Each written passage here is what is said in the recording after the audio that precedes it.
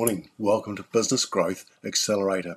And I thought this morning we'd talk about recruitment because Janelle and I run a recruitment deselection process. And the reason why I want to talk about this today is that many of our clients are getting back into the recruiting now that the pandemic is sort of slightly lifted, shall we say. They're wanting to get the best possible staff. And instead of doing the normal corporate way, we actually have a recruitment deselection process, which I want to take you through. And if you want a copy of this, please let me know. First thing we need to do, okay, is what's the job description? All right, you've got to define the position that you want for your for the candidate. So you've got to get the right job description.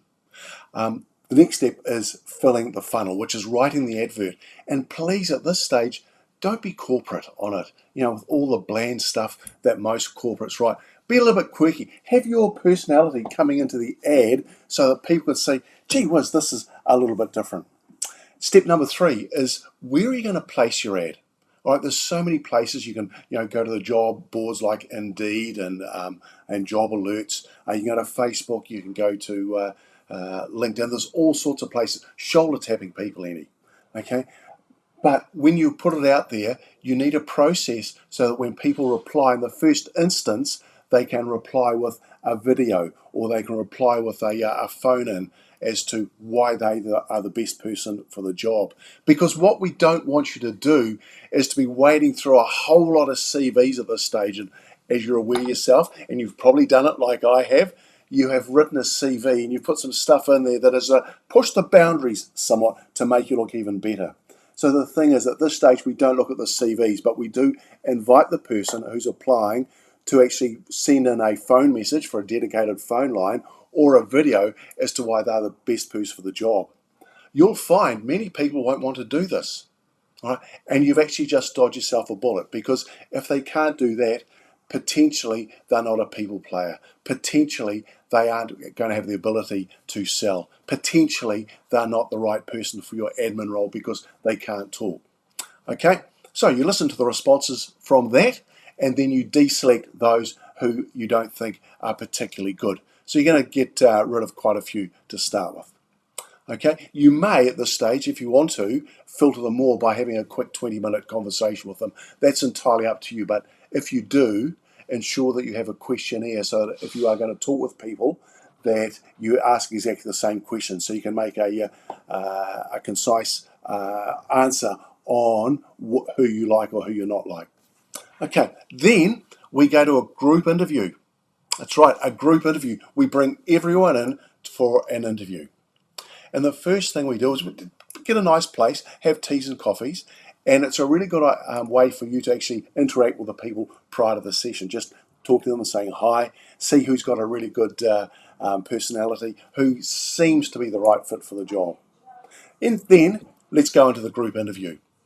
So you will then talk about your vision and your mission for your business, so they understand what it is. You're not recruiting on skills, because you as a business owner, you can probably teach skills quite easily.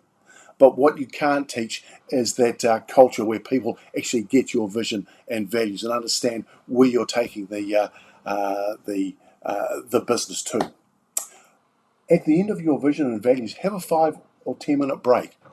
All right. And the reason you do this, that there might be 1 or 2 people who have come along and realised, hang on, this isn't for me, and they'll want to leave. Now, this is the great thing about the recruitment deselection process, because they can then leave. All right, and it's great, and say to the people right at the start, if you wish to leave at this stage, please do. Great respect for you, because it means you've just not wasted your time and you've not wasted our time.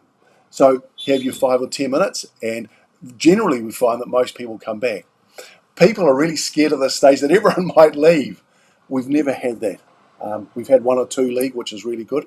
But then when we come back, then it's either a role play for the task that you want, or it could be that they stand up in front of their peers and let you know why they're the best person for the job. And what you're looking for here is to see, can people articulate themselves? Can they think quickly on their feet? What's their demeanour like when they're talking in front of their peers? Can they actually express themselves?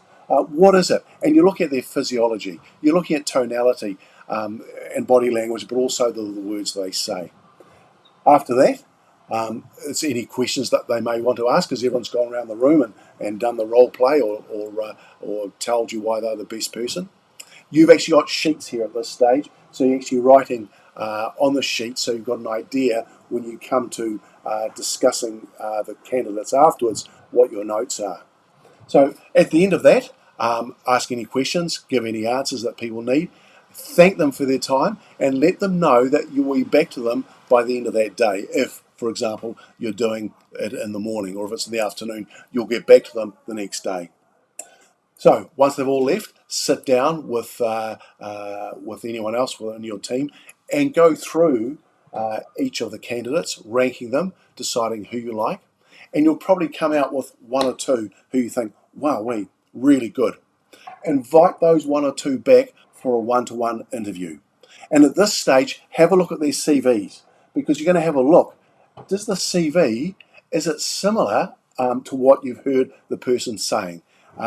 Is it what you've heard, and is it, what am I trying to say here?